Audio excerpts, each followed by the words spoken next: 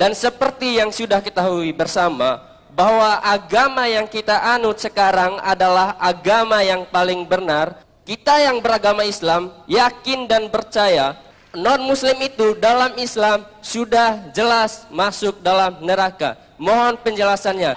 Rupanya perwakilan Tuhan sudah masuk Universitas Negeri Malang. Kalau adik punya anggapan seperti itu, maka anggapan orang Kristen terhadap kita juga seperti itu. Yang akan masuk neraka itu kita. Kalau kita menghakimi orang Kristen pasti masuk neraka, orang Kristen pun akan menghakimi orang Islam pasti masuk neraka. And that is how religion works.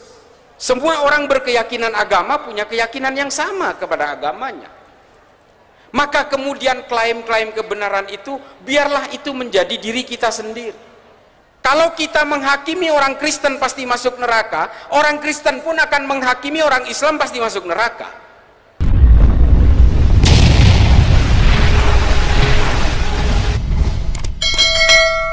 Oke, baik.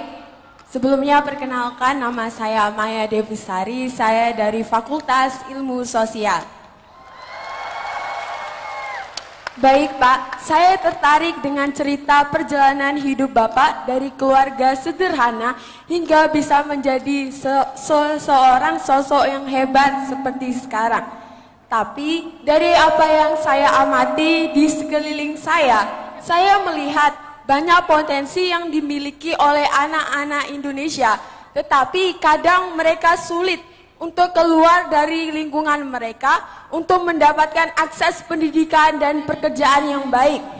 Dan kita bisa lihat fakta di lapangan bahwa banyak pekerjaan didapatkan melalui orang dalam. Dan kadang untuk mendapatkan akses pendidikan pun itu sekolahnya pun dipandang. Jadi bagaimana seseorang yang bisa, awalnya dia memiliki potensi yang baik, tetapi dia sulit untuk keluar, bahkan dia harus merangkak dari bawah untuk mendapatkan akses yang lebih baik dan menjadi orang yang lebih baik. Jadi pertanyaan saya, apa tanggapan Bapak dari kasus dan masalah ini, dan mungkin apakah ada solusi? Karena ini sepertinya kalau terus-menerus Indonesia akan sulit untuk menjadi Indonesia emas tahun 2045. Baik, terima kasih. Wah, ini bakat aktivis. Bakat jadi aktivis asli. Keren. Saya ingat puisinya W.S. Rendra, Orang-orang Miskin. Jangan pernah merasa kaya karena tetanggamu memakan bangkai kucingnya sendiri. Nah, beda situasi ketika saya hidup di zaman Soeharto yang katanya penuh dengan represi, penuh dengan persekusi dan sebagainya. Tapi masih ada meritokrasinya. Menghargai orang-orang pintar, menghargai orang-orang berprestasi masih ada zaman saya dulu. Secara politik memang hak berpolitik rakyat sedikit dibuntungi pada zaman Soeharto. Tapi urusan meritokrasi, orang pintar, orang berpotensi, itu diberikan ruang seluas-luasnya. Asal jangan berpolitik, kurang lebih gitulah. Zaman Soeharto, mungkin kalian belum lahir. Zaman Soeharto itu, yang paling dia takuti adalah ancaman politik. Udah nggak ada lagi. Jadi kalian silahkan kalian pintar sepintar-pintarnya, kalian berprestasi seprestasi-prestasi tingginya. Yang penting kalian jangan mengancam posisi kekuasaan saya, kurang lebih kayak gitu. Nah itu zaman Soeharto, saya mengalami itu, sehingga ketika saya, meskipun saya bukan keluarga sederhana deh, keluarga melarat saya. Coba bayangkan 6 tahun di SD nggak bisa beli sepatu, saya nyeker, pakai sendal jepit, kadang-kadang nyeker kalau lagi musim hujan. Nah ini adalah gambaran bahwa bagaimana seharusnya kita dihargai secara meritokrasi, bukan merit kawin, meritokrasi. Kalau kita punya kemampuan, seharusnya kita dihargai. Sehingga saya bisa berangkat ke Amerika, ketika saya pulang saya bisa bekerja untuk datang ke daerah-daerah konflik, bisa melakukan riset-riset terbatas ketika genosida Darfur, ketika gerakan radikal tumbuh di Somalia, ketika tumbuh di Nigeria, di Republik Afrika Tengah, Mozambik, Tanzania, Malawi. sampai ke Niger, Aljazair, dan seterusnya. Saya bisa melakukan riset ke Chile, ke Uruguay, San Salvador, Mexico City, karena mungkin saya dianggap mampu. Nah, persoalannya hari ini hidup itu menjadi tidak sederhana ketika meritokrasi kemampuan kita sudah tidak begitu dihargai.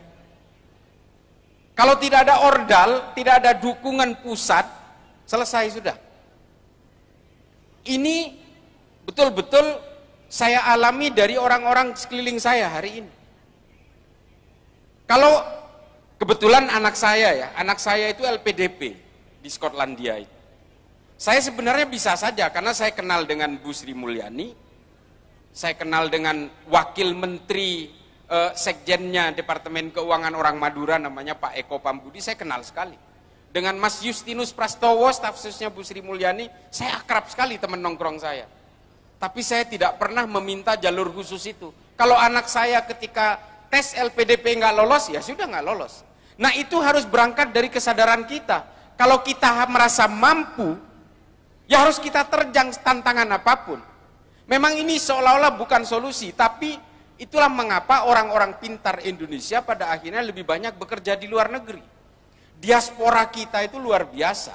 Yang menciptakan yang di kemarin ya, obat COVID itu ya. AstraZeneca, itu ternyata think tanknya itu anak-anak muda Indonesia yang berada di Inggris.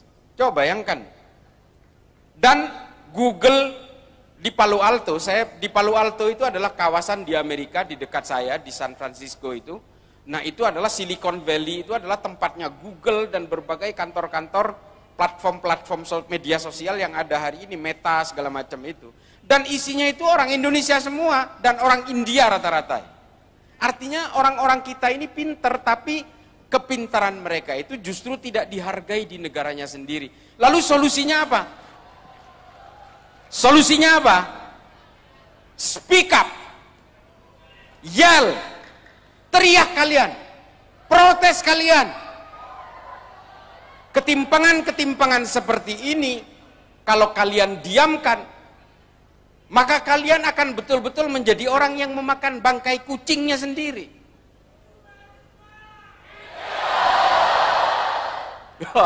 Nah, adik-adik sekalian, daya kritis itu perlu. Makanya, apapun organisasi kemahasiswaan yang ada di Universitas Negeri Malang, kamu masuki, tapi jangan sampai kelewat batas. Ya. Jangan sampai kelewat batas, sampai kalian kemudian harus merelakan kuliah kalian terbengkalai. Jangan. Kalian tetap fokus kuliah, menjadi aktivis, menyuarakan ketidakbenaran, menyuarakan ketimpangan sosial, dan menyuarakan generasi-generasi kalian yang tidak mendapatkan perlakuan secara adil dari negara. Karena kalian punya hak dan kewajiban yang sama, dan kalian ini dilahirkan dengan harga diri yang sama. Sama seperti dengan anak-anak pejabat, anak-anaknya menteri, anaknya presiden. Sama sebenarnya. Hak kalian sama, kewajiban kalian sama. Cuma kalian salah lahir saja, bukan lahir dari seorang presiden. Nggak usah ngomongin politik lah, takut saya. Oke. Itu aja ya. Oke. Terima kasih deh, makasih. Oke, baik, terima kasih Cak Islaid. Saya tambahkan ya. Silakan. Kalau kalian mau lebih tahu bagaimana saya berbicara di YouTube, mudah sih. Islah Barawi udah muncul semua. Ini buat gambaran, bukan saya merasa hebat, enggak. Tapi kalau orang sering membaca dan banyak baca buku, ketika diserang dengan narasi apapun, itu pasti ada aja cara ngelesnya gitu. Cara membalasnya, cara melawannya gampang ya. Itu aja sih. Baik, sebelumnya perkenalkan, nama saya Zulkifli dari Fakultas Teknik, Program Studi Pendidikan Teknik Otomotif. Ya, kita beri tepuk tangan. Berbicara tentang takdir, tadi Pak Iksan sudah menjelaskan bahwa agama adalah takdir sejak kita lahir. Dan seperti yang sudah kita ketahui bersama, bahwa agama yang kita anut sekarang adalah agama yang paling benar menurut kita sendiri. Salah satu contoh, kita yang beragama Islam yakin dan percaya bahwa manusia, jin, binatang, dan dunia diciptakan oleh Allah. Nah, yang menjadi pertanyaannya, Tuhan Allah menakdirkan sebagian manusia lahir dalam keadaan non-muslim. Sedangkan dalam Islam, bahwa yang mengatur segalanya adalah Allah, termasuk takdir. Dan lalu bagaimana dengan nasib mereka yang ditakdirkan dalam keadaan non-muslim? Karena kita ketahui bahwa non-muslim itu dalam Islam sudah jelas masuk dalam neraka. Mohon penjelasannya. Demikian, wassalamualaikum warahmatullahi wabarakatuh. Nih kayaknya, Dek, kita habis ini tukeran telepon ya, bahaya ini. Rupanya perwakilan Tuhan sudah masuk Universitas Negeri Malang.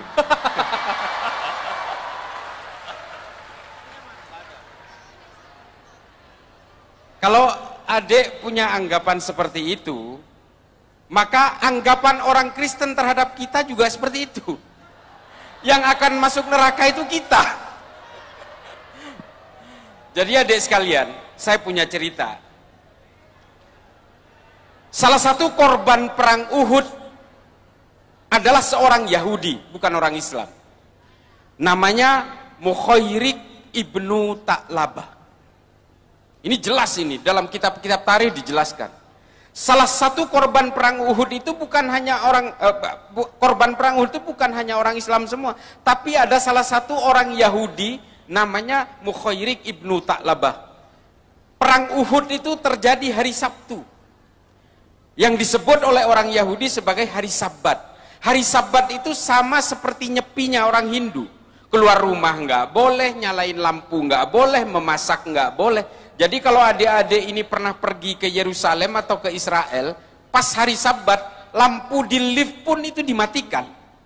Karena hari Sabat bagi orang Yahudi itu sama seperti nyepinya orang Hindu. Tidak boleh menyalakan lampu dan sebagainya. Sehingga ketika Mukhairik itu pamitan kepada istrinya, ya istriku, saya mau berperang bersama Muhammad. Sehingga istrinya, Mukhairik, kamu udah gila apa? Ini hari Sabat, bahkan keluar rumah pun kita tidak boleh. Tapi kamu malah mau berperang. Lalu Mukhairik berkata, sudahlah, ini sudah di atasnya keimanan dan keyakinan, kata Mukhairik. Kita hidup nyaman di Madinah ini berkat kepemimpinannya Muhammad. Maka ketika Muhammad sedang diserang oleh musuhnya, kita harus bantu, kata Mukhairik. Kita terikat oleh piagam Madinah. Ini kata Mukhairik. Sehingga Mukhairik kemudian berangkat berperang, tapi sebelum berangkat berperang dia meminta kepada istrinya secari kertas. Ambilkan saya secari kertas. Lalu Mukhairik menulis surat wasiat, kalau saya mati di perang Uhud, 3 kebun kurma saya akan saya hibahkan kepada Muhammad. Ini. Jadi takut saya lihat menit-menit ini. Padahal ini ceritanya masih ini. Ini buat adik. Nah, ketika berangkat ke Uhud berperang, Mukhairik gugur coba. Bayangkan ini. Nah, ketika gugur itulah sahabat bingung. Dia datang kepada Rasulullah. Ya Rasulullah, kami ini kebingungan. Seorang syuhada bernama Mukhairik ternyata bukan orang Islam, dia orang Yahudi. Kami bingung bagaimana cara memakamkannya. Lalu kata Nabi kepada para sahabat, kamu nggak usah bingung, serahkan saja jenazahnya Mukhairik itu kepada keluarganya, biarlah keluarganya yang memakamkan sesuai dengan keyakinan mereka. Nah, ini tolong catat. Tolong catat. Urusan Mukhairik masuk surga atau masuk neraka, biarlah Allah yang akan memutuskan.